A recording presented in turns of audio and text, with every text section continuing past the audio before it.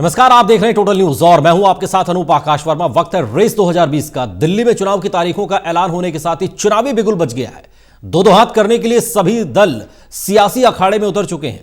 8 फरवरी को दिल्ली की आवाम राजधानी का नया निजाम चुनेगी। 11 फरवरी को तस्वीर साफ हो जाएगी कि दिल्ली की गद्दी पर कौन बैठेगा, कौन बनेगा दिल्ली का अगला मुख्यमंत्री।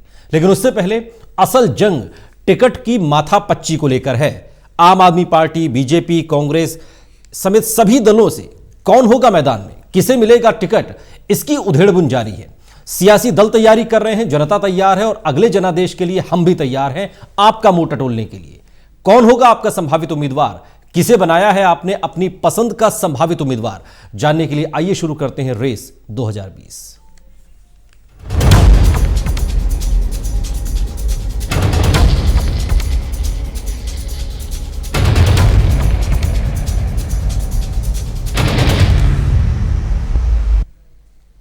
तो रेस 2020 ये रेस है टिकट की, और टिकट की इस दौड़ में अब हम आ पहुंचे हैं लक्ष्मी नगर विधानसभा सीट पर। यहां के सियासी समीकरण को समझें उससे पहले तारुफ करा दे, बेहद खास पैनल इस डिबेट में हमारे साथ जुड़ रहा है। संजय श्रीवास्तव जी, वरिष्ठ पत्रकार, हमारे साथ जुड़ रहे हैं। सर, बहुत बहुत स्वागत है आपका। हमारे साथ दधिबल यादव जी जुड़ रहे हैं, वरिष्ठ पत्रकार। सर, आपका भी बहुत बहुत स्वागत है। और हमारे इनपुट एडिटर सुजीत कुमार जी भी हमारे साथ जुड़ रहे हैं। सर, आपका भी बहुत बहुत स्वागत है। डिबेट को आगे बढ़ाएं, लेकिन चूंकि 2020 के लिए सभी उम्मीदवार एड़ी चोटी का जोर लगा रहे हैं और टोटल टीवी भी अपने इस चुनावी अभियान पर निकल पड़ा है, और आज बारी है लक्ष्मी नगर विधानसभा सीट की। रिपोर्ट देखिए।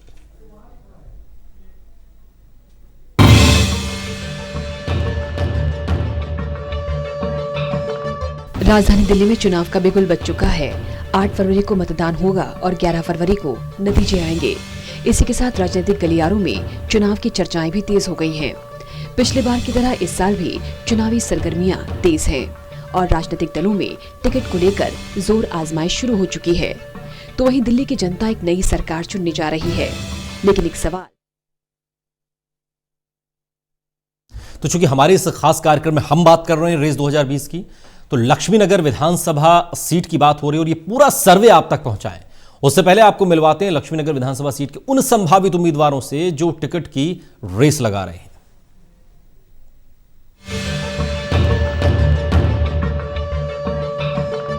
दिल्ली की कमान किसे मिलेगी इस बार? इस सवाल से पहले बड़ा सवाल टिकट की माथापच्ची का है।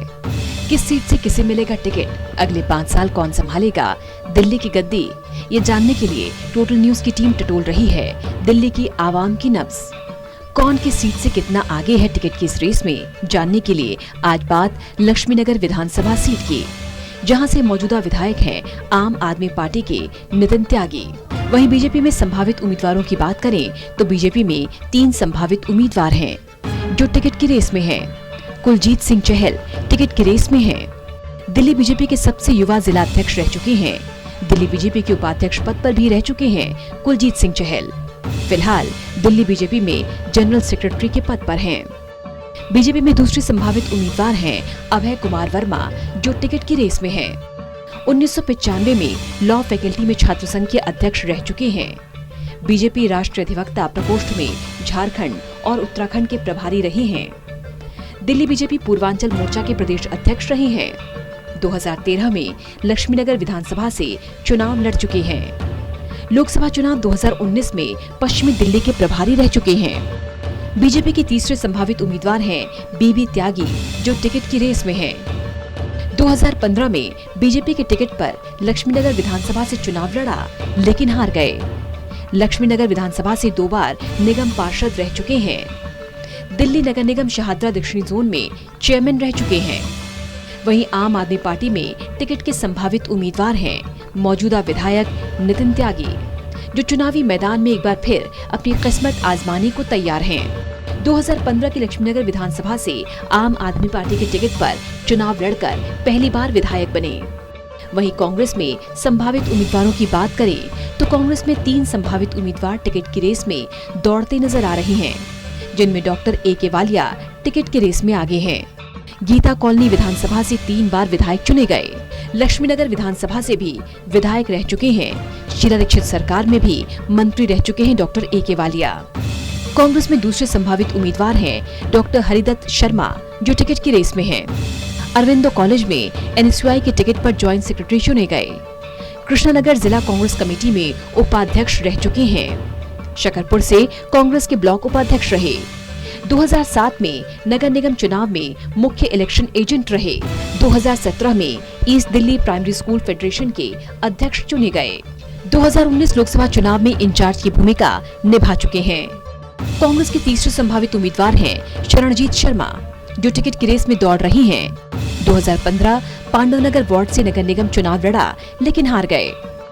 बता दें कि इन सभी नामों को लेकर टोटल न्यूज ने सर्वे किया है और इन्हीं नामों पर जनता ने अपनी राय दी। और जनता ने किस पार्टी के किस उम्मीदवार पर कितना भरोसा जाहिर किया, यही देखने को मिलेगा आपको टोटल न्यूज के सर्वे में। Election desk, total news.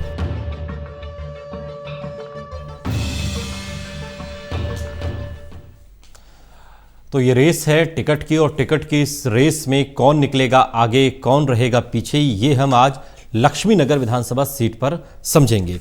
Sujit जी, लेकिन पहला सवाल ये है कि आज जिस तरीके से ट्रेड यूनियन की हड़ताल, और ये दावा किया जा रहा है कि तकरीबन 25 करोड़ लोग इस हड़ताल से उन्होंने अपने आप को जोड़ा, और देश के तमाम राज्यों में अलग अलग जगहों पर हड़ताल की तस्वीरें आई हैं, लेकिन क्या दिल्ली का चुनाव भी इस हड़ताल से, इन मुद्दों से अपने आप को जोड़ पाएगा? ये मुद्दे दिल्ली की चुनावी राजनीति से भी जुड़ रहे हैं? देखिए, बिल्कुल जो भी मुद्दे हैं देश के, वो दिल्ली में ज़रूर चर्चा में भी रहते हैं और चुनाव में भी मुद्दा बनते हैं, क्योंकि दिल्ली देश की राजधानी है और यहाँ पर जो भी देश के अलग अलग हिस्सों में चीज़ें होती हैं उसका प्रभाव दिल्ली पे ज़रूर पड़ता है। आप देखेंगे कि यहाँ चाहे जो कर्मचारी हों, मजदूर हों या श्रमिक संगठन जिनका आज आंदोलन था भारत बंद, उनका सबका एक तो निजीकरण, जो तमाम सरकारी संस्थाओं में निजीकरण की प्रक्रिया चल रही है उसके विरोध में था, और दूसरा जो है जिस तरीके से बेरोजगारी भी बढ़ रही है उनका वो भी एक बड़ा मुद्दा था। निजीकरण, बेरोजगारी के अलावा ख़ास तौर से बैंकों में भी जो प्राइवेटाइजेशन है, अलग अलग बैंकिंग सेक्टर के भी एसोसिएशन सब इसमें शामिल थे। तो कह सकते हैं कि ये जो मुद्दे हैं वो चाहे दिल्ली हो चाहे देश के अन्य राज्य हों, सब जगह इसका प्रभाव पड़ रहा है। और ख़ास तौर पे इन लोगों का एक और भी बड़ा आरोप सरकार पर कि जो पीएसयू हैं देश के, उनको सरकार कमज़ोर करने का काम कर रही है। तो ये जो बड़े मुद्दे थे उनको लेकर आंदोलन, और उसका प्रभाव दिल्ली में आप देखेंगे तो कोई ऐसा जो सरकारी महकमा है देश के, भले ही किसी अन्य क्षेत्र में चलता हो, लेकिन उसका हेडक्वार्टर दिल्ली में आपको मिलेगा। तो उससे जुड़े हुए लोग दिल्ली में मिलेंगे। रेलवे के निजीकरण की बात हो रही थी, अगर इसको भी मुद्दा बनाया जा रहा है। अगर आप देखेंगे तो रेलवे का बहुत बड़ा स्टाफ यहाँ पर दिल्ली में रहता है, क्योंकि मुख्यालय भी यहाँ पर है और नॉर्दर्न रेलवे भी है और अलग अलग तमाम डिपार्टमेंट उसके यहाँ पर हैं। और दिल्ली में कई सारे बड़े रेलवे स्टेशन भी। तो इस तरह से जोड़कर अगर देखेंगे तो जो भी मुद्दे हैं उससे जुड़े हुए लोग दिल्ली में रहते हैं, तो उसका प्रभाव भी दिल्ली में पड़ेगा।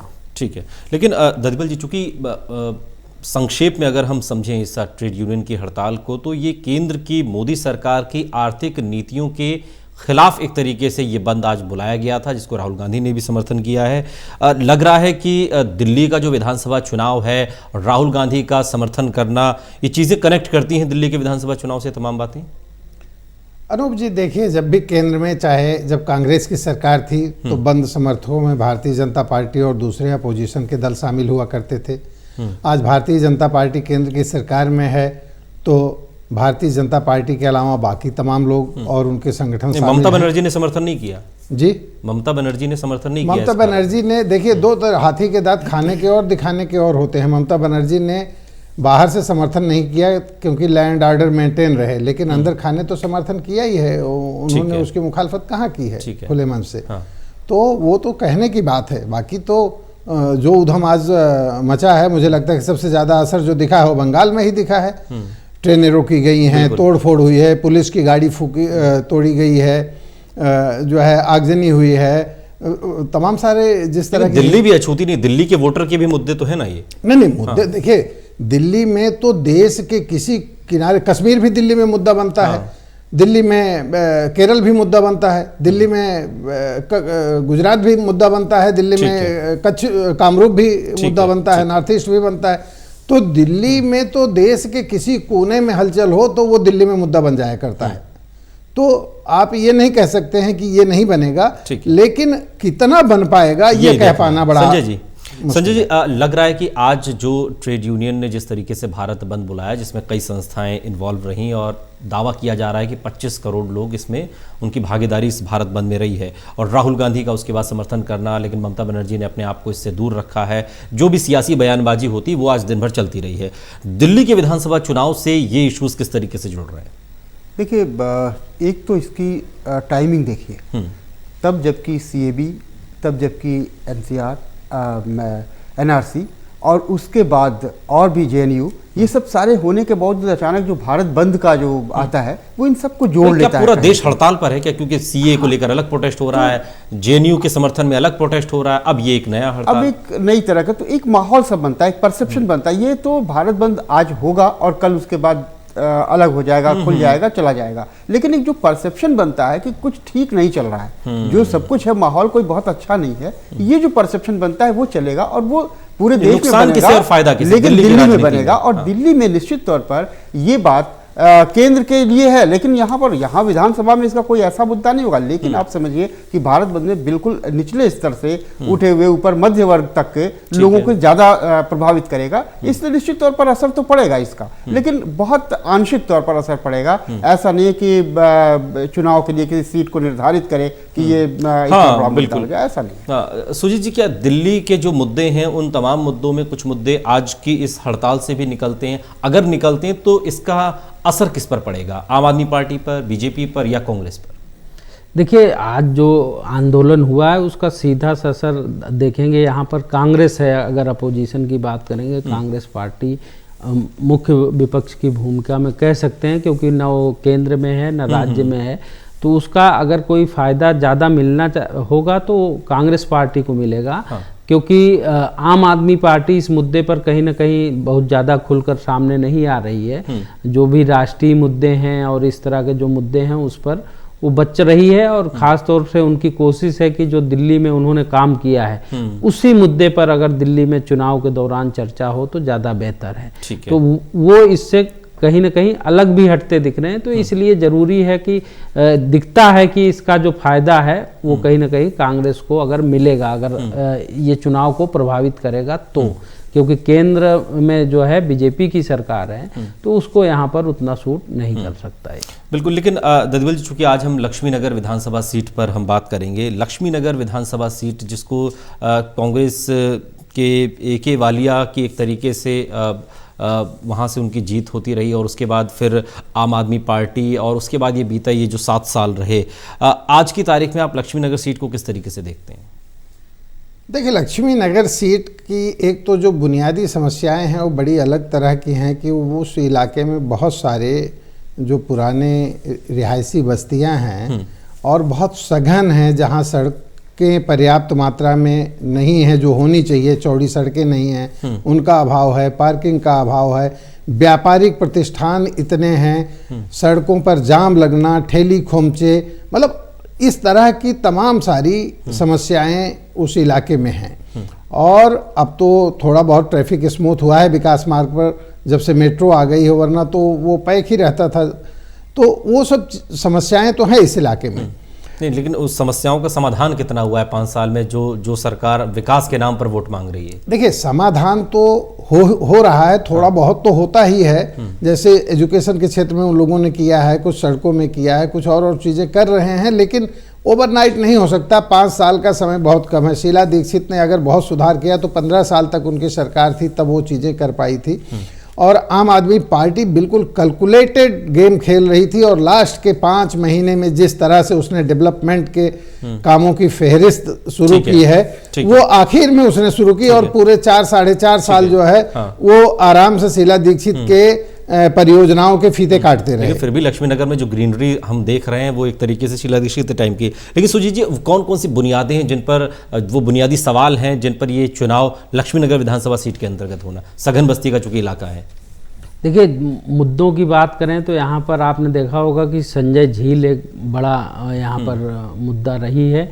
संजय झील खत्म होती जा रही है। अब जितनी बची है उसका सौंदर्यीकरण और वहाँ पर अम्यूजमेंट पार्क इस तरह की चीज़ें वहाँ पर हुई हैं, लेकिन उसका जो क्षेत्रफल था वो लगातार सिमटता जा रहा है और जो वहाँ पर एक साफ पानी की व्यवस्था होनी चाहिए थी वो भी लगातार घटता जा रहा है। तो वो एक बड़ा मुद्दा है। और संजय झील का आप देखेंगे कि पहले बहुत दूर तक उसका हिस्सा होता था और अब वो मदर डेयरी जहाँ पर है, मदर डेयरी से पीछे आप देखेंगे कि वहाँ कभी पानी दिखता ही नहीं, वहाँ जलकुंभी भरी हुई है, पूरा तालाब कह सकते हैं वो पूरी तरह से वो है। और एक दूसरी जो बात है वहाँ पर खास तौर पर अगर देखेंगे कि जो कानून व्यवस्था का मुद्दा रहता है वो मंडावली का जो एरिया है या विनोद नगर का एरिया है, वहाँ आए दिन कुछ न कुछ ऐसी घटनाएं होती रहती हैं जो लोगों के लिए बड़ी समस्या रहती है। और खास तौर से जो नोएडा मोड़ का इलाका है वहाँ भी। और आप देखेंगे पांडव नगर के पीछे का जो नाला है वो भी बड़ा नाला है और उससे भी लोगों को वहाँ काफी दिक्कत होती है उस इलाके में जो लोग रहते हैं। और जाम की समस्या अगर कहें तो काफी हद तक दूर हुई है क्योंकि कई संपर्क मार्ग वहाँ बने हैं, उससे समस्या दूर हुई है। लेकिन अभी भी जो स्वच्छता की बात अगर की जाए तो सफाई के मामले में कई वहाँ के इलाके हैं जहाँ पर अभी भी जरूरत है। ठीक है, लेकिन संजय जी, चूंकि ये जो छोटे छोटे मुद्दे हैं जो लक्ष्मीनगर विधानसभा के हैं और एक विषय है दिल्ली के परिप्रेक्ष्य में, चाहे वो हेल्थ का हो, एजुकेशन का हो, और जो मुद्दे चाहे बसों में मुफ्त यात्रा का हो, उन मुद्दों से ये मुद्दे जनता जब वोट डालने जाती है तो क्या चीज़ें क्लिक करती हैं दिमाग में? देखिए, जनता ये सवाल ये होता है, आधार ये होता है कि किस तरह के वोटर्स हैं, मतदाता कैसे हैं। अगर मतदाता ऊपरी वर्ग के हैं तो जाहिर है उनके मुद्दे अलग होंगे, वो डिसीजन करेंगे मत के लिए अलग से। और बहुत निचले वर्ग के हैं तो वो अलग तरीके से, उनके मुद्दे अलग होंगे, इशू अलग होंगे। और यहाँ लक्ष्मीनगर में अवैध कॉलोनियाँ भी हैं और लक्ष्मीनगर में बहुत पॉश तो नहीं कहें लेकिन बहुत साफ सुथरे से इलाके भी हैं, भले वो गलियाँ सकरी हों लेकिन बहुत महंगे मकान हैं और बड़े अमीर लोग रहते हैं। यहाँ वैश्य बिरादरी बहुत है और ठीक ठाक मात्रा में 10-12% के लगभग, तो वो ठीक ठाक है उनका। तो वो उन दोनों के मुद्दे अलग हैं। कुछ लोगों को प्रभावित करेंगे वो मुद्दे जो बड़े मुद्दे हैं, बसों में मुफ्त यात्रा है या और बुजुर्गों को पेंशन है, तरह तरह के। लेकिन कुछ लोगों के लिए या बहुत ज्यादा लोगों के लिए नजदीकी जो है, साफ सफाई का हो, पार्किंग के और दूसरे मुद्दे हैं। ठीक है, तो लक्ष्मीनगर ये विधानसभा और लक्ष्मीनगर विधानसभा सीट पर आज हम बात करेंगे। रेस दिल्ली विधानसभा चुनाव 2020, संभावित उम्मीदवारों का ओपिनियन पोल। तो टोटल टीवी का ओपिनियन पोल है संभावित उम्मीदवार सीट लक्ष्मीनगर, और सबसे पहले जो लिस्ट आई है वो है कांग्रेस की। Doctor A.K. वालिया 58.42% के साथ शीला सरकार में मंत्री रहे। इसके बाद जो दूसरा नाम है वो नाम है शरणजीत शर्मा का 21.05% के साथ दूसरे नंबर पर है। तीसरा नाम है डॉक्टर हरिदत्त शर्मा 20.53% के साथ तीसरे नंबर पर। 3 नाम मिले हैं लक्ष्मीनगर से कांग्रेस के अंदर, और जो रेस है टिकट की वो इस रेस को इस सर्वे में डॉक्टर A.K. वालिया 58.42% के साथ जीतते हुए नजर आते हैं। सुजीत जी, किस तरीके से आप देख रहे हैं कांग्रेस के अंदर खाने से, जब उनको पसंद करने वालों में जो कांग्रेस को पसंद करने वाले लोग हैं उनसे जब राय पूछी जाती है कांग्रेस के अंदर तो डॉक्टर A.K. वालिया पहले नंबर पर? देखिए, बिल्कुल कह सकते हैं कि यहाँ पर डॉक्टर A.K. वालिया कांग्रेस के सबसे पुराने नेताओं में हैं। और जब लक्ष्मीनगर विधानसभा क्षेत्र नहीं होता था, ये क्षेत्र गीता कॉलोनी विधानसभा क्षेत्र होती थी, तो उस सीट से 1993 में जब पहली बार चुनाव हुआ तो 1993, फिर 1998 और फिर 2003 में 3 बार डॉक्टर A.K. वालिया उस विधानसभा क्षेत्र से विधायक चुने गए। और 2008 में जब लक्ष्मीनगर विधानसभा क्षेत्र बना तो यहाँ से भी वो MLA जीते थे। और कह सकते हैं 15 साल की जो शीला दीक्षित की सरकार रही उसमें वो मंत्री रहे, और वो ऐसे मंत्रियों में उनकी गिनती होती है कि जो लगातार काम करते थे। मतलब ये माना जाता था कि वो चाहे दफ्तर में हो या घर पे हो, लेकिन फाइलें उनके साथ ही घूमती थी। और एक सबसे बड़ी चीज़ ये भी देखने को मिलती थी कि जो मंत्रालय या जो डिपार्टमेंट अच्छे से नहीं काम करता था उसका मंत्री जो है डॉक्टर ए के वालिया को बना दिया जाता था। जब वो प्रॉपर तरीके से काम करने लगता था या सब कुछ अच्छा हो जाता था, तो फिर जब फीता काटने की बारी आती थी तो पता चलता था उनको वो मंत्रालय से दूसरे मंत्रालय में शिफ्ट कर दिया गया, जहाँ और भी चीज़ें ठीक नहीं थी, फिर वो उसको ठीक करने में लग जाते थे। तो उन्होंने कई साल वो मंत्री रहे, तो चाहे पीडब्ल्यूडी का काम भी उनको मिला तो उन्होंने अच्छे से किया होगा। ठीक है। स्वास्थ्य मंत्री रहे, उसमें भी उन्होंने काम किया। तो जो भी शहरी विकास का काम भी उनको मिला था, शहरी विकास मंत्री थे वो उस क्षेत्र में भी। तो जो भी मंत्रालय उनको मिला उन्होंने उसमें अच्छे तरीके से काम किया और सबसे कामकाजी मंत्रियों में उनकी गिनती होती थी। और आज भी अगर आप देखेंगे तो लक्ष्मी नगर विधानसभा क्षेत्र में डॉक्टर ए के वालिया ही सबसे आगे हैं। लेकिन एक चर्चा जरूर है कि डॉक्टर ए के वालिया लक्ष्मी नगर से इस बार लड़ेंगे या कृष्णा नगर विधानसभा क्षेत्र से लड़ेंगे, ये चर्चा भी बहुत जोर शोर से है। और दूसरे नंबर पर आप देखेंगे शरणजीत शर्मा 2007 में लक्ष्मी नगर विधानसभा क्षेत्र से ही निगम पार्षद रह चुके हैं। और हालांकि 2012 और 2017 दो बार वो चुनाव लड़े, लेकिन उनको सफलता नहीं मिली। लेकिन डॉक्टर हरिदत्त शर्मा एक नया नाम यहाँ सामने है। डॉक्टर हरिदत्त शर्मा कभी चुनावी राजनीति में नहीं रहे अभी तक। उनके पिताजी जो है वो ब्लॉक कांग्रेस के अध्यक्ष इस इलाके में होते थे और उन्होंने अपने समय में जो भी काम किया, और उसके बाद अब डॉक्टर हरिदत्त शर्मा उनके काम को आगे बढ़ा रहे हैं। इस क्षेत्र में शिक्षाविद हैं, कई स्कूल हैं इनके, और ख़ास तौर से जो स्ट्रीट चिल्ड्रन हैं उनके लिए भी वो काम करते हैं। लेकिन जनता की पसंद में तीसरे जनता की पसंद में जरूर तीसरे नंबर पर हैं। उसके पीछे ये वजह हो सकती है कि अभी तक उन्होंने कोई चुनाव नहीं लड़ा है। कई बार होता है कि जब आदमी चुनाव मैदान में नहीं होता है तो उस हिसाब से लोग नहीं आकलन कर पाते कि उनको चुनाव राजनीति में वो आएंगे नहीं आएंगे। लेकिन अब अगर 2020 के विधानसभा चुनाव में इस तरह की चर्चा है कि डॉक्टर हरिदत्त शर्मा चुनाव लड़ सकते हैं, तो उस दृष्टि से भी देखा जाएगा। अगर डॉक्टर ए के वालिया अगर कृष्णा नगर शिफ्ट होते हैं, यहाँ तो उनकी पकड़ तो है ही, चाहे इस सीट से लड़े तो क्या दो जगह से भी लड़ सकते हैं? नहीं, ऐसी संभावना कम है कि दो जगह से लड़े। लेकिन अगर शिफ्ट होते हैं तो फिर दो नाम ये डॉक्टर हरिदत्त शर्मा और शरणजीत शर्मा वहाँ पर आगे आपको दिखेंगे।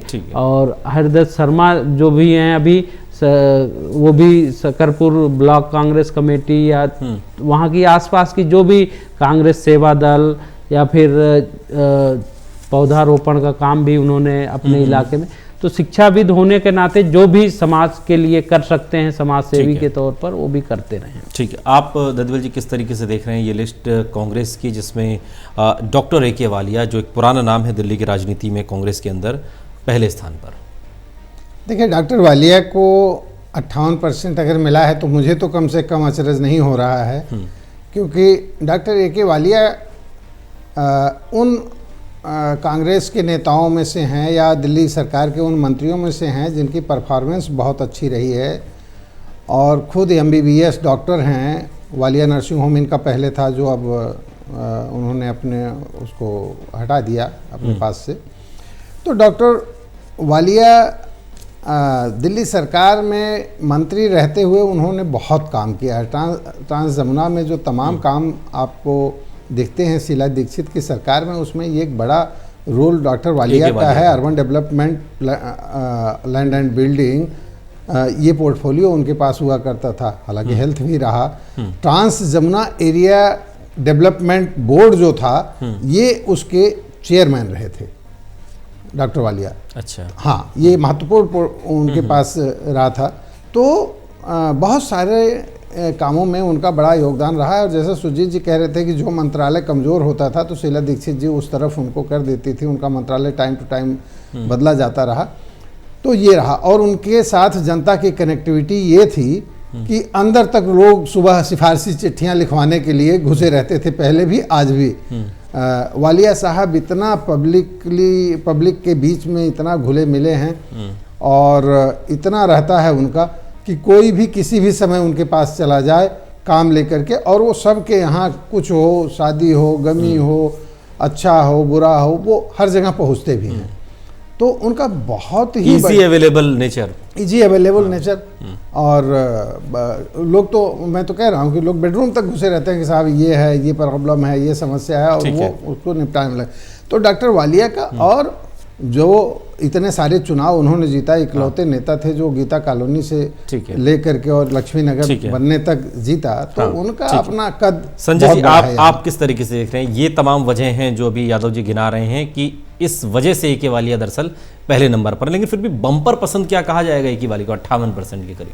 नहीं, ये भी सही बात है आपकी कि 58.42% मिल रहा है, जबकि ए के वालिया की स्थिति ये है कि हर तीसरे आदमी को उस क्षेत्र में पूछिए तो कोई कोई संस्मरण सुना देगा कि मेरे साथ ए के वालिया ने ऐसे किया, या इसको ऐसे सिग्नेचर कर दिया, ये काम करा दिया या नहीं किया। कहने के बाद इतनी ज़्यादा इजी अवेलेबल थे ए के वालिया, और इस समय किस हद तक सक्रियता है ये भी देखने की बात है उनके उस क्षेत्र में। जैसा कि अच्छा दूसरे क्या कि मीडिया में भी इस बात को आम कर दिया गया, और ऐसे भी एक चीज़ है कि ए के वालिया शायद कृष्णानगर से लड़े, तो वो भी संभवतः हो सकता है कि 58.42 में कहीं 1-8% उसका असर हो, नहीं तो इससे ज़्यादा होता, क्योंकि उस क्षेत्र के लिए ए के वालिया कम से कम एक लीजेंड टाइप की चीज़ बन चुके हैं अपने क्षेत्र में, अपने कृष्णानगर, उधर गीता कॉलोनी जब क्षेत्र था पूरा, तो अब लक्ष्मी नगर बना, तो उस क्षेत्र में तो ए के वालिया। लेकिन अब यहाँ कांग्रेस के लिए मुश्किल है। मान लीजिए कृष्णानगर से लड़ते हैं ए के वालिया, उनको वहां से फाइनल किया जाता है, तो यहाँ जो दूसरे दो नेता शरणजीत शर्मा और डॉक्टर हरिदास शर्मा आ रहे हैं, तो जाहिर है फिर उनको एक नंबर पर आने के लिए फिर और कौन होगा।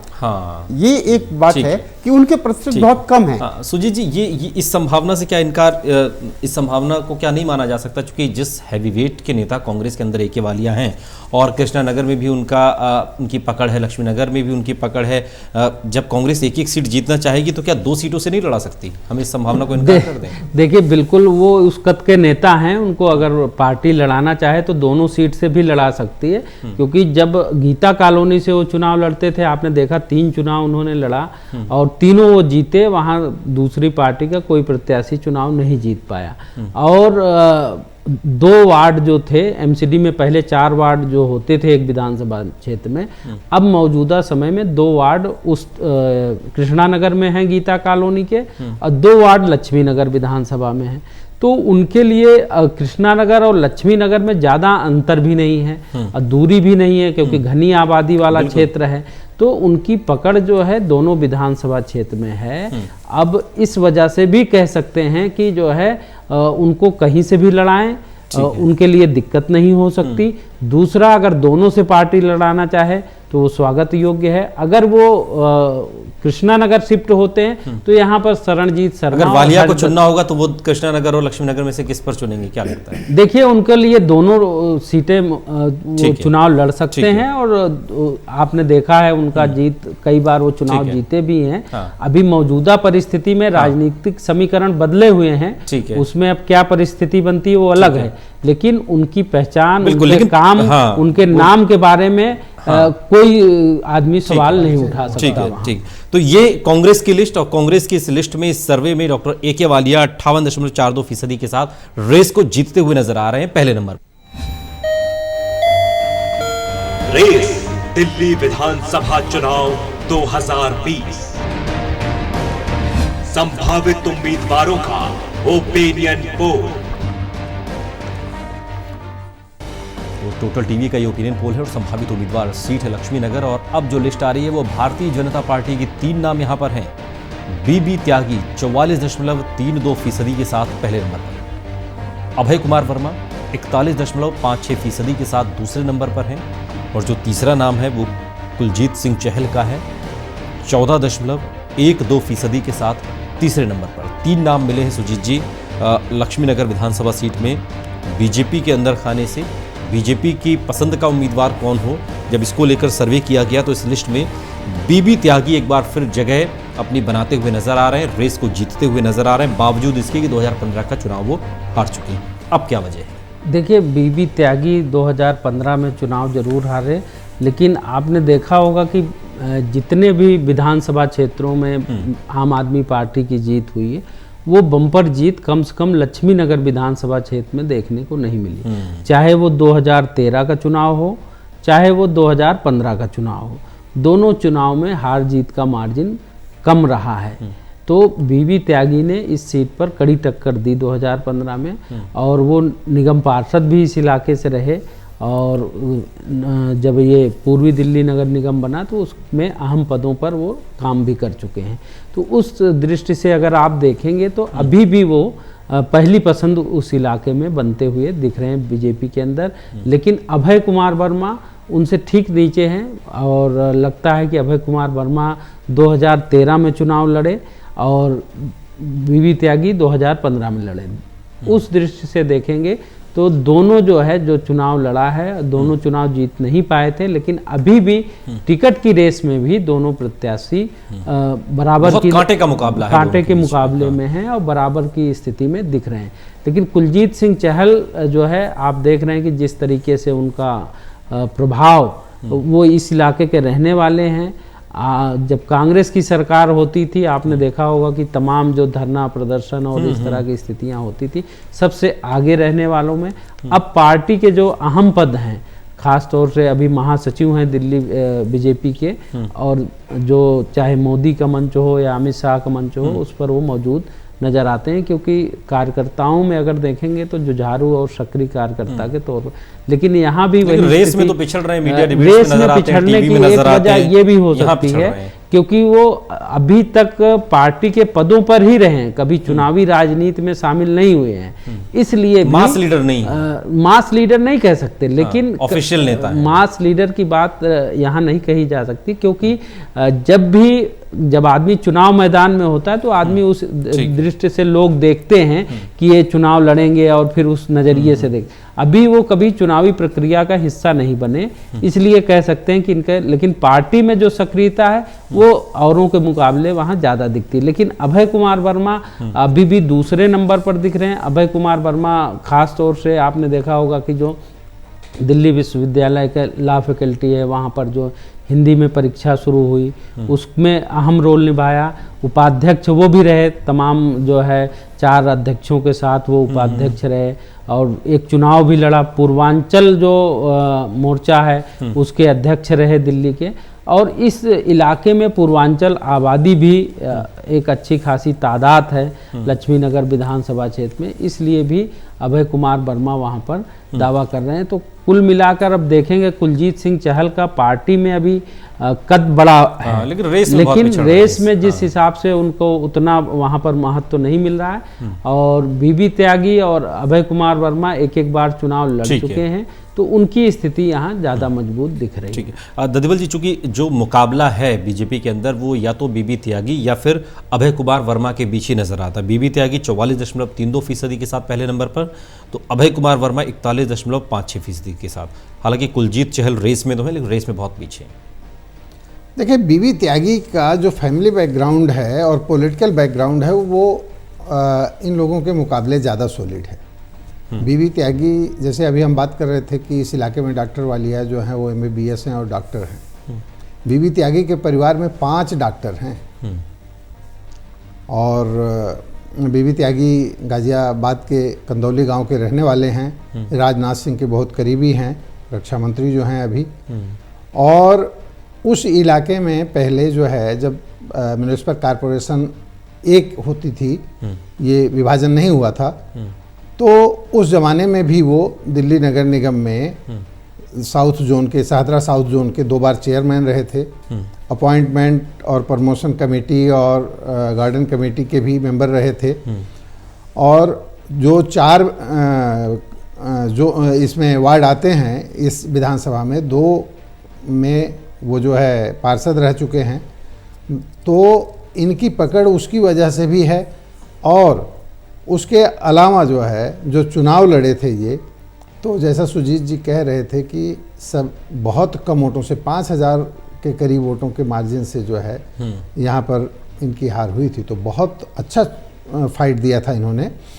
तो उसकी वजह से जो है पब्लिक में एक जो इनकी कनेक्टिविटी है, परिवार के लोग जो हैं उनकी जो कनेक्टिविटी है वो पब्लिक से इनको जोड़ती है, और जिसकी वजह से इनको ये परसेंटेज मिल रहा है 44.3%। जहाँ तक अभय कुमार वर्मा की है, अभय कुमार वर्मा पूर्वांचल मोर्चा में रहे हैं और चुनाव भी लड़ चुके हैं और उस तरह से एक्टिव ये भी हैं पब्लिक के बीच में, तो इसलिए वो भी कहीं ना कहीं आसपास हैं, उनका भी अपना ठीक ठाक जनसंपर्क है।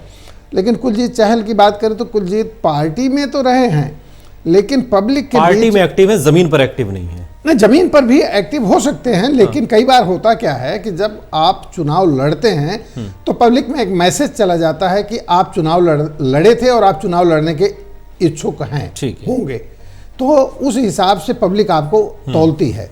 और जब आप किसी चुनाव में नहीं जाते हैं तो फिर पब्लिक आपको ये मान के चलती है कि ठीक है आप पार्टी में तो हैं लेकिन आप चुनाव लड़ेंगे या नहीं लड़ेंगे, तो इसलिए पब्लिक उसमें मान के नहीं चलती है। इसीलिए इसमें उनको 14%। संजय जी, कांग्रेस की जो लिस्ट थी उसमें डॉक्टर AK वालिया जिस कद के वो नेता हैं दिल्ली की राजनीति में, चुनावी हार जीत एक अलग विषय है।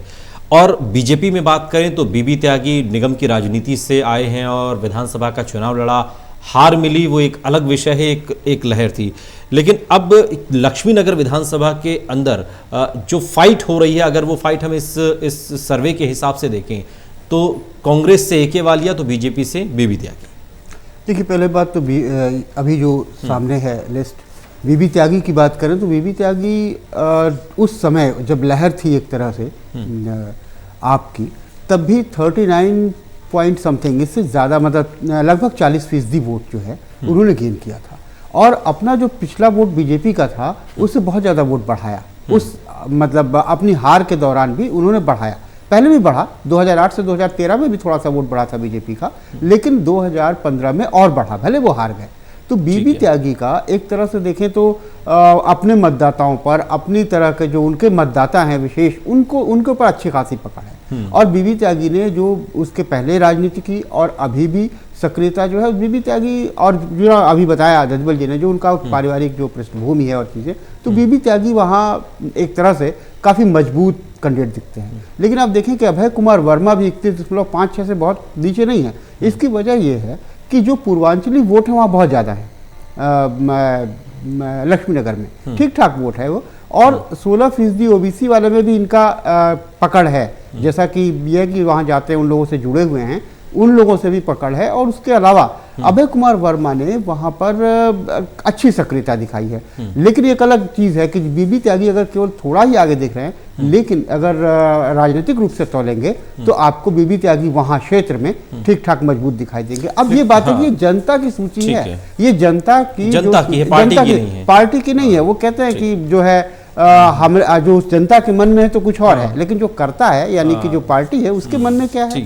लेकिन सुजीत जी, चूंकि एक बीबी त्यागी हैं और एक अभय कुमार वर्मा है, एक अन्ना की आंधी में चुनाव हार गए और एक केजरीवाल की आंधी में चुनाव हार गए, दोनों अंततोगत्वा हारे हुए खिलाड़ी हैं, लेकिन फिर भी बीजेपी के अंदर जब नाम टटोले जा रहे हैं तो क्या वजह है कि बीबी त्यागी और अभय कुमार वर्मा, कुलजीत सिंह चहल यही नाम है?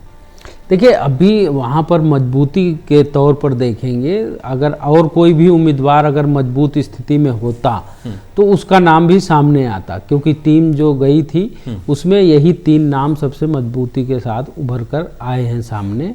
और पार्टी को ऐसा लगता है कि इन्हीं नामों में से विचार करना चाहिए, क्योंकि अगर कोई भी पैराशूट उम्मीदवार लाते हैं तो ख़ास तौर से जिस तरीके से अभय कुमार वर्मा और बीबी त्यागी की पकड़ है, कुलजीत सिंह चहल अभी चुनाव नहीं लड़े हैं, अब उनका मुझे लगता है कि पार्टी पर ही निर्भर करेगा कि वो चुनाव लड़ेंगे या नहीं लड़ेंगे।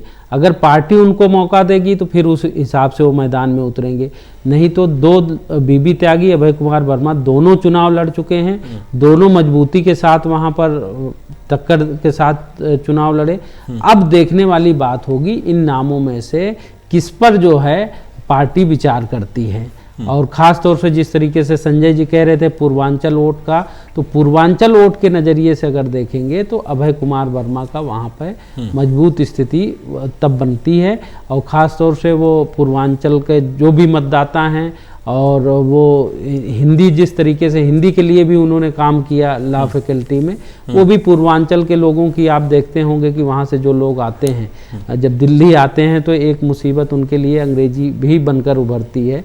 ऐसे में अगर उन्होंने साथ दिया उनका, तो वो भी एक महत्वपूर्ण भूमिका होती है। जो युवा वहाँ से आते हैं उन पर सबसे पहले पहली मार जो दिल्ली में पड़ती है वो अंग्रेजी की ही पड़ती है। और दक्षिण में युवा और छात्रों की संख्या बहुत ज्यादा जो रहने वाले हैं, भले वहाँ के कोचिंग बड़े पैमाने पर स्थानीय ना हो, लेकिन एक माहौल बनाते हैं वो लेकिन वोटर नहीं है। हाँ, लेकिन वो माहौल सब बनाते हैं पूरे उस चीज का। तो अभय कुमार वर्मा जो है वहाँ पर उस दृष्टि से मजबूत बनेंगे। और बीबी त्यागी जिस तरीके से निगम की राजनीति में उनकी पकड़ रही है और कुलजीत चहल पार्टी में सबसे ज्यादा सक्रियता है, तो तीनों का अपना अहम योगदान है। अब पार्टी को डिसाइड करना है कि वो किस पर मुहर लगाए। लेकिन बहुत संक्षेप में संजय जी, लेकिन कभी कभी तो होता है ना कि जमीन पर किसकी पकड़ है किसकी पकड़ नहीं, लेकिन पार्टी में किसकी पकड़ है ये भी बहुत महत्वपूर्ण है। तो पार्टी में पकड़ तो कुलजीत चहल की है। बिल्कुल, कुलजीत चहल की पार्टी में पकड़ है और ये दोनों देख करके 2 उम्मीदवार हार चुके हैं और जो वोट हैं वो कभी घटे नहीं भाजपा के। तो ये निश्चित है कि कुलजीत सिंह भी होंगे तो वो उतने वोट परसेंट तो मिलेगा ही मिलेगा। और ये भी तय है कि जो आपको जिस तरह मिला था उस लहर में वोट, वो वोट नहीं मिलने वाले हैं निश्चित तौर पर, क्योंकि अब वोट जो है वो कुछ बटेंगे और अब जो तब जातिगत समीकरण, क्षेत्रीय समीकरण बिखर करके एकजुट होकर के आपकी तरफ चले गए थे, अब वो लिंक्स टूटेंगे। वो टूटेंगे तो वोट बटेंगे तो वो भाजपा की तरफ भी आ सकते हैं। कहीं भी जाए भाजपा इसके लिए कर सकती है ट्राई कि वो कुलजीत सिंह को आगे कर सकती है या इस तरह के प्रयोग। बीजेपी के वोट बैंक में तो पहले भी सेंध नहीं लग पाई थी, चाहे वो 13 हो चाहे वो 15 हो। तो इस बार उसमें बढ़त हो सकती है और ऐसे में वो निश्चित तौर पर जो बीते हुए लोग हैं, बीबी त्यागी, अभय कुमार वर्मा को नए नाम तैयार कर सकती है, आजमा सकती है वो वहाँ पर। बिल्कुल। तो कांग्रेस के अंदर डॉक्टर AK वालिया और बीजेपी के अंदर सर्वे में बीबी त्यागी 44.32% के साथ रेस को जीत रहे हैं। दूसरा नाम अभय कुमार वर्मा का है, 41.56% के साथ रेस जीत रहे हैं, रेस में दूसरे नंबर पर है। और कुलजीत सिंह चहल 14.12% के साथ तीसरे नंबर पर रेस में अपनी जगह बनाई हुई है। बीजेपी और कांग्रेस के बाद अब बात करेंगे आम आदमी पार्टी की।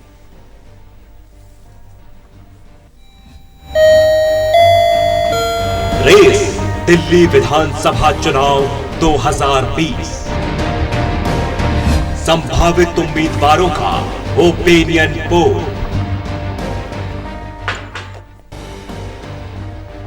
टोटल टीवी का ओपिनियन पोल है। संभावित उम्मीदवार सीट लक्ष्मीनगर और अब लिस्ट है आम आदमी पार्टी। एक ही नाम है, नितिन त्यागी, सिटिंग MLA 74.52% के साथ पहले नंबर पर और 25.48% आम आदमी पार्टी को तो पसंद करते हैं, लेकिन नितिन त्यागी को टेक्निकली पसंद नहीं करते हैं। सुजीत जी, एक ही नाम है नितिन त्यागी, तो क्या ये वजह मानी जाए चूंकि निगम में कोई नहीं जीता, ये एक वजह है कि नितिन त्यागी ही एक नाम है, कोई जो पौध है नहीं वो जन नहीं ले पाई, कॉम्पिटिटर कोई है नहीं, ये वजह? देखिए, यहाँ पर विनोद कुमार बिन्नी जीते थे 2013 में और वो किस तरीके से बगावत उन्होंने की थी और जिस तरीके मन मुताबिक उनके काम नहीं हो रहा था, जिसकी वजह से वो पार्टी छोड़कर बीजेपी में शामिल हुए थे। और फिर उनको 15 में बीजेपी ने यहाँ की बजाय पटपड़गंज भेज दिया था और वहाँ उनको हार का सामना करना पड़ा। और नितिन त्यागी, मनीष सिसोदिया जो डिप्टी CM हैं और पार्टी में अरविंद केजरीवाल के बाद अगर सबसे ज़्यादा किसी की चलती है तो मनीष सिसोदिया हैं और सरकार में भी चलती है और पार्टी में भी उनकी चलती है और कह सकते हैं कि नितिन त्यागी उनके सबसे करीबी में हैं और इसी इलाके से आते हैं। आप देखेंगे कि लक्ष्मीनगर के बगल वाली सीट ही पटपड़गंज है, तो कहीं ना कहीं जुड़ाव भी है विधानसभा क्षेत्रों का भी और समीकरण के हिसाब से भी नितिन त्यागी अगर मनीष सिसोदिया के साथ हैं तो उसका भी फायदा उनको मिलता है। तो यहाँ पर दूसरा कोई मजबूत आम आदमी पार्टी का नेता उभर नहीं पाया, सिर्फ इसी वजह से। और इस लिए कह सकते हैं कि अभी यहाँ नितिन त्यागी ही एकमात्र प्रत्याशी हैं आम आदमी पार्टी के, और जब एक ही हैं तो सबसे ज़्यादा दावा उनका बनता है। और कोई और वजह हो जाए अंतिम समय में तो अलग मुद्दा है, लेकिन इस समय नितिन त्यागी ही वहाँ आम आदमी पार्टी में है और नाम भी उन्हीं का आ रहा है कि उन्हीं को टिकट मिलेगा। लेकिन ददीबल जी, कोई और नाम क्यों नहीं है? ये एक बड़ा सवाल है कि बीते 5 साल में बिन्नी के बाद की अगर हम बात करें तो कोई नाम क्यों नहीं उभर पाया, कोई कद क्यों नहीं बना पाया? देखिए, कद इसलिए कि कोई नितिन त्यागी सामान्य वर्ग के नहीं हैं। नितिन त्यागी पढ़े लिखे हैं और बिजनेस मैनेजमेंट में पोस्ट ग्रेजुएशन डिप्लोमा होल्डर हैं वो, और डिप्टी सीएम के खास हैं, तो उन सब वजहों से अगर आप देखें वहाँ पर तो पार्टी में उससे बड़े कद का कोई वहाँ उभर ही नहीं पाया और पार्टी को भी कोई ज़रूरत महसूस नहीं हुई। दो चीज़ें होती है, एक तो होता है कि पार्टी को ज़रूरत महसूस हो, दूसरा वो फर्राटेदार अंग्रेजी बोलते हैं, अधिकारियों से भिड़ जाते हैं। अभी साल 6 महीना पहले वहाँ डीडीए वालों के साथ उनका पंगा हो गया कामकाज को लेकर के, और बाद में उसकी पुलिस एफआईआर तक हुई उनके खिलाफ। तो वो आक्रामक तरीके से कामकाज करवाते हैं अपने इलाके में, जिसकी वजह से लोगों के बीच में उनकी इमेज ठीक ठाक है, और वही वजह है कि वो 74.5% ले करके और अकेले वो विधानसभा में एक छोर पर खड़े दिख रहे हैं। अभी आपने तीनों पार्टियों में लोकप्रियता का सर्वे जो किया है, किसी को भी इतना परसेंटेज नहीं मिला है। नहीं, उसकी एक वजह भी है कि क्योंकि सब में किसी में 2 हैं, आपने कांग्रेस में देखा 3 प्रत्याशी नहीं, तो वो 3 प्रत्याशी इसीलिए आए ना, तो मतों का विभाजन जो है वहां पर हो रहा है, और यहाँ पर एक ही प्रत्याशी नाम ही नहीं है, तो ये आपने जो सर्वे किया ये प्रत्याशी का नहीं किया है, ये सर्वे व्यक्ति का है उस पार्टी के अंदर, विदिन पार्टी। तो विदिन पार्टी अगर उन पार्टियों में भी किसी की लोकप्रियता इतनी होती तो आपको दिखती, लेकिन उन पार्टियों में लोगों की लोकप्रियता का एक सर्टेन लेवल है, उससे आगे उनकी लोकप्रियता खत्म हो रही है। और इसमें इनकी लोकप्रियता का ग्राफ इतना ज़्यादा है, वो इसी वजह से दिख रहा है कि 5 साल वो वहाँ पर विधायक हैं और पार्टी में वो डिप्टी सीएम के खास करीबी हैं, बगल की सीट है, तो बहुत सारी चीज़ें हैं कामकाज की वजह से। संजय जी, माना जाए कि बम्पर पसंद है, आम आदमी पार्टी को पसंद करने वाले लोगों की बम्पर पसंद है लक्ष्मीनगर से नितिन त्यागी। बम्पर पसंद हैं इसलिए भी कि विकल्प नहीं है। विकल्प क्यों नहीं है, सवाल ये है। सवाल इसका जवाब ये है कि जो आपका है वो जो संगठनात्मक ढांचा है अभी उतना मजबूत, उतने सही तरीके से तैयार नहीं है। एक तो नई पार्टी है, दूसरी बात है जिस तरह से उसके कामकाज का है वो व्यक्ति केंद्रित है, इसलिए भी, और बहुत से चीज़ें हैं, बहुत से कारक हैं जिसकी वजह से एक संगठनात्मक ढांचा उस तरह मजबूत नहीं जैसा कि भाजपा या कांग्रेस या पुरानी पार्टियों का है। तो इसलिए वहाँ पर उनका विकल्प नहीं मौजूद है, इसलिए नितिन त्यागी इतने पे। दूसरी बात है, नितिन त्यागी ने न सिर्फ थोड़ा जो काम किया वो काम करने के अलावा दिखाया भी, जैसे किसी अधिकारी से लड़ जाना है, भिड़ जाना है, और उसको वो पेपरबाजी जब होगी, जब मीडिया में आएगा चीज़ों को, तो जनता को लगेगा कि मेरे लिए काम हो रहा है, हमारा विधायक लड़ता है, पब्लिक को तो यही सब अच्छा लगता है। एग्जैक्टली, तो पब्लिक को अच्छा लगता है, और उसके बाद जब इतना प्रचार हो जाता है, नाम हो जाता है, वही विधायक वही काम करा रहा और कोई है नहीं, तो निश्चित तौर पर इतना को। लेकिन ये जो 22% के आसपास आप मत देख रहे हैं, 25.48 देख रहे हैं, ये चौथाई मत है, कम नहीं है। चौथाई मत ये बताता है कि कोई भी उम्मीदवार होगा, नितिन त्यागी हो तो ठीक है, नहीं होते हैं तो हम किसी भी उम्मीदवार को दे देंगे। इसका मतलब कहीं से कहीं निगेट होता है, कहीं ऐसा लगता है कि काम काज में कसर रह गई, और वो कसर कोई बहुत निगेट नहीं जाता, क्योंकि इतना तो 5 साल में किसी भी विधायक के साथ होता है। इसलिए आपके इनका नाम सबसे ज्यादा त्यागी का नाम से, और अगर त्यागी यहाँ पर एकमात्र उम्मीदवार दिख रहे हैं आपसे और वो लड़ते हैं, तो भाजपा के लिए ये होगा कि वो भी किसी त्यागी को उतारती है कि नहीं। वहां से बीबी त्यागी रेस जीत रहे हैं। लेकिन सुजीत जी, चूंकि अगर जनता की पसंद अगर है और पार्टी में भी इनका हाईकमान से बहुत अच्छा है, तो जाहिर तौर पर रास्ता तो बड़ा साफ साफ दिखाई देता है, लेकिन फिर भी इनकी अपनी खुद की उपलब्धियां लक्ष्मीनगर में क्या हैं? देखिए, खुद की बहुत ज़्यादा अभी आप देखेंगे कोई बड़ा काम लक्ष्मीनगर में अगर कहें पिछले 5 साल में कोई बड़ा काम हुआ हो जिसको सबकी नज़र में, वैसा काम तो देखने को नहीं मिलता, क्योंकि मेट्रो जो है वो कांग्रेस के ज़माने में ही लक्ष्मीनगर तक आ गई थी। और आप देख रहे हैं अक्षरधाम में जो भी वहाँ कॉमनवेल्थ गेम्स विलेज बना है वो भी इसी विधानसभा क्षेत्र के तहत आता है, वो भी काम पहले ही हुआ। तो इस तरह से कई सारे बड़े काम जो है वहाँ पर हुए हैं, और कुछ कह सकते हैं छोटे मोटे काम जो लोकल स्तर पर होते हैं, चाहे फुटओवर ब्रिज का हो, इस तरह के फुटओवर ब्रिज जैसे मंगल बाजार में सड़कें वगैरह थोड़ी और चौड़ी हो गई हैं। पार्किंग तो वो छोटी मोटी मोहल्लों के काम है, पार्कों का है, गलियों मोहल्लों का के है। काम वैसे हुआ है, लेकिन बहुत बड़ा अगर कोई काम देखना चाहेंगे लक्ष्मी दिखाया नगर जाता में, है, लेकिन तो वैसा हंगामा ज्यादा हुआ है वैसा काम कुछ का। देखने को नहीं ठीक है, मिलता। लेकिन आम आदमी पार्टी के अंदर नितिन त्यागी इस रेस को जीत रहे हैं और बम्पर पसंद एक तरीके से 74.52% के साथ, और बीबी त्यागी बीजेपी के अंदर 44.32% के साथ रेस को जीत रहे हैं, और कांग्रेस के डॉक्टर ए के वाली 58.42% के साथ रेस को जीत रहे हैं। बहुत बहुत शुक्रिया संजय जी आपका भी, ददीवल जी आपका भी, और सुजीत जी आपका भी बहुत बहुत शुक्रिया। तो लक्ष्मीनगर विधानसभा सीट के सियासी समीकरण को हमने समझा और ये समझा कि वहां पर टिकट की रेस में कौन आगे है कौन पीछे है। कल फिर हाजिर होंगे किसी दूसरी विधानसभा का सूरत हाल लेकर, तब तक के लिए देखते रहिए टोटल न्यूज़।